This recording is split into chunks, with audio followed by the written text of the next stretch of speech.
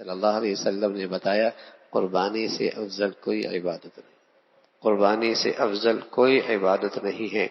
خود پیغمبر علیہ الصلوۃ والسلام ان 3 دنوں میں انتہائی اہتمام سے قربانی فرمایا کرتے تھے۔ ہاں اللہ نے اور وسائل دی ہیں،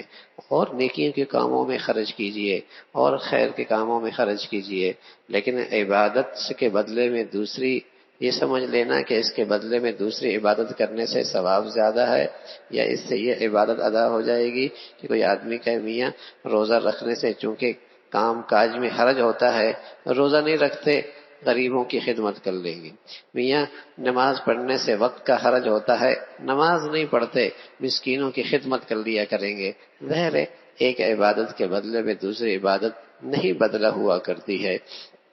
اور پھر یہ قربانی کی وقت ایسا ہوتا ہے کہ ساروں کو دوسری بہت ساری خدمت کی شکلیں نظر آتی ہیں،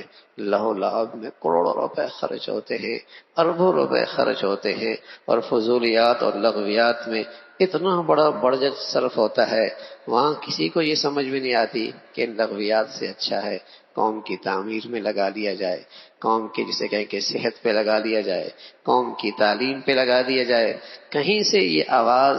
نہیں کانوں میں پڑتی، نہیں کوئی لکھنے والا لکھتا، لیکن یہ قربانی کا وقت آتا ہے تو سب کو اس قسم کی کہانیاں یاد آنے لگتی ہیں۔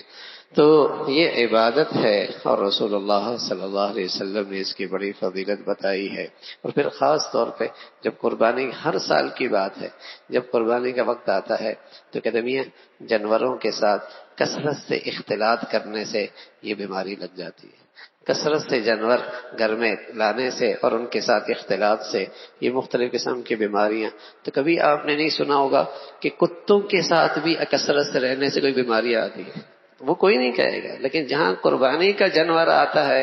انہیں خیال آتا ہے کہ جانوروں کے ساتھ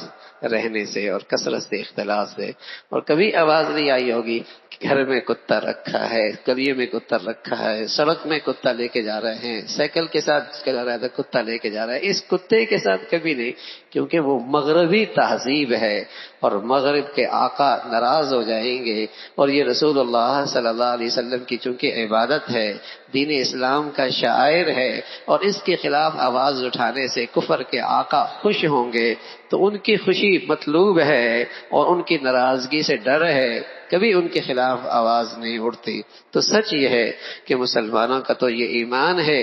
جتنا بندگی کر کے اور عبادت کے ذریعے مسلمان اپنے اللہ کو راضی کرے گا، اسی قدر اللہ کی مدد اور نصرت اس کے ساتھ ہوگی۔ اور ماضی کے اندر بھی مسلمانوں کی سربلندی کی سب سے بڑی وجہ اور مسلمانوں کی غلبی کی سب سے بڑی وجہ اور ساری دنیا کے اندر مسلمانوں کا جو ڈنکا بجا ہے اس کی سب سے بڑی وجہ یہ تھی کہ مسلمان اپنی دین سے 1 انچ بھی دستبردار ہونے کے لیے تیار نہیں،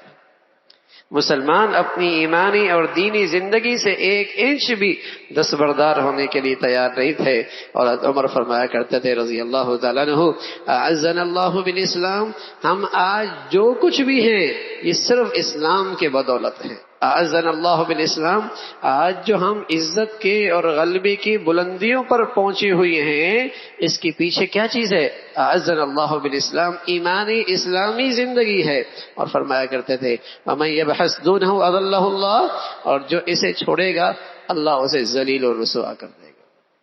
تو اللہ کی بندگی کی جو شکل ہے، چاہے وہ قربانی کی ہے اور چاہے وہ حج کی ہے اور چاہے وہ نماز کی ہے اور چاہے وہ روزے کی ہے، چاہے وہ زکوٰۃ کی ہے، چاہے دیگر فرائض اور واجبات ہیں، ہر ایک کی اپنی برکتیں ہیں، اپنا نور ہے۔ اللہ رب العزت نے ہر عبادت میں اپنی خیریں رکھی ہیں، اور ان بندگیوں سے بندگی کرنے سے ہی اللہ کا قرب اور اللہ کی طرف سے مدد اور نصرت آیا کرتی ہے۔